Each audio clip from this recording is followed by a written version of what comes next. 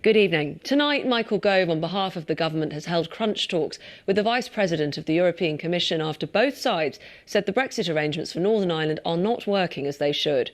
Known as the Northern Ireland Protocol, the system was designed to avoid checks and disruptions for trade on the border of Northern Ireland and the Republic. But since it's been implemented, the majority of the disruption has instead happened over goods arriving from Great Britain into Northern Ireland. Making post-Brexit trade work in Northern Ireland is in both the UK and EU's interests. So why is it still proving such a stumbling block 6 weeks after the end of the transition period? In the last few minutes, a joint UK-EU statement says they will spare no effort to make things work. So tonight we explore what are the options. Our political editor, Nick Watt, is here. Nick, these talks have just wrapped up. What is happening? What is the latest? That's right. As you say, Emma, those talks broke up just under an hour ago. They lasted really 3... We'll see where this comes out. So, David Liddington, thank you for your time and analysis there. Now, elsewhere within the government today, it may seem like the oddest time or perhaps the perfect opportunity, but today the government did announce that the NHS in England is to be reformed.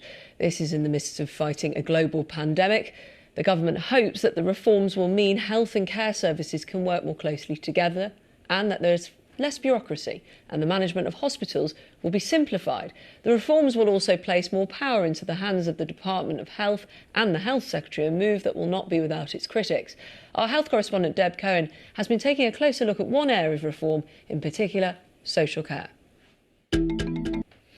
We're joined now by the writer Lucy Prebble. She's one of the executive producers of the show Succession and more recently of I Hate Susie, a TV series starring her friend Billie Piper, which explores the life of a former pop star and actress after an assault on her privacy. Lucy, welcome. Britney Spears' rise and fall, it's a common trajectory for young women who rose to fame at that time, specifically in the 90s and in the 2000s. What's your view of what was going on there? Now we're finding time to reflect.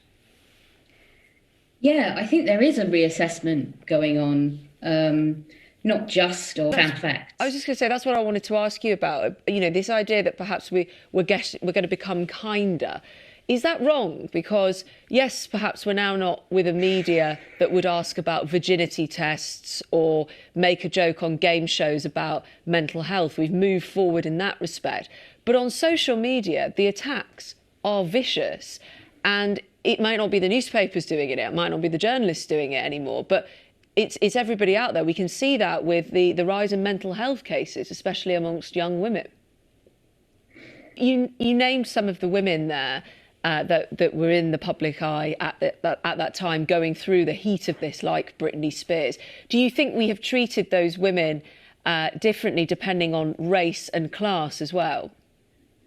Yeah, I would say definitely. I think because, of course, with Britney Spears and others, it's been about men controlling and, I suppose, men running the show in some way.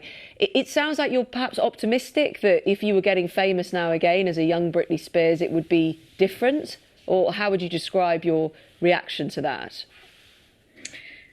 I don't know if seeking and getting massive fame is ever going to be